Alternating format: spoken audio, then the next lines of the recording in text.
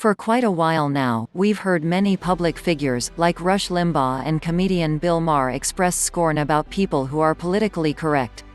Maher even gave his show the very funny title, Politically Incorrect. Terms like the PC police were used to laugh at people who were perhaps a bit strident about defending the rights of small groups of people. The hip-hop gangsta culture has been anything but PC. Now, I see many fundamentalists using that term and others to deride those who are considerate of and careful not to offend people of other faiths. To me, political correctness is simply a way to be considerate, and I am proud to be caring. Politeness and sensitivity are not held in high esteem in the media these days. Many media spokespeople, stars and commentators, gangsta rappers, nasty radio talk show stars and edgy comedians, as well as personalities like the judges on talent reality shows and certain game show hosts, achieve success by putting people down and making fun of them.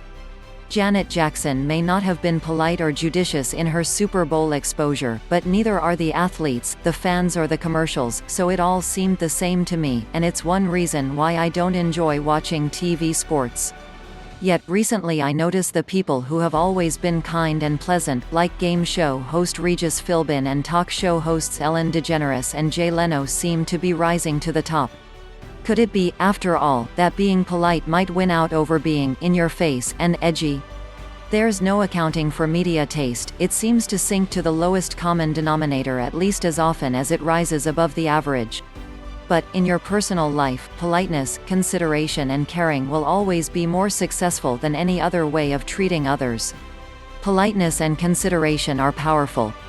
We all want to be liked, to be cared about and to be treated gently.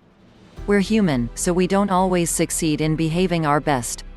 But the more kindness and consideration we send out, the more returns to us. Rules of etiquette exist because to create civilization, we need boundaries. The rules of polite behavior may sometimes feel restrictive, but when people use them, they make new and awkward situations more comfortable. Etiquette is just a prescribed way of being polite and considerate to others. As we get to know each other better, we can relax the rules, but keeping the attitudes of consideration and respect guarantees a more successful connection. Guidelines for being better understood. 1. Seek first to understand. If you know the other person's frame of reference, you can speak to him, her within it. 2. Pay attention to how your words are landing. If your companion's response looks off the mark for what you said, check out what she is hearing. 3. Switch from problem to solution as quickly as possible. Focus on the problem only long enough to understand it, then move your attention to finding a solution that would work for everyone, rather than who's right or wrong. 4. Separate emotion from solution. If one or both of you are upset, irrational or reactive, you aren't communicating.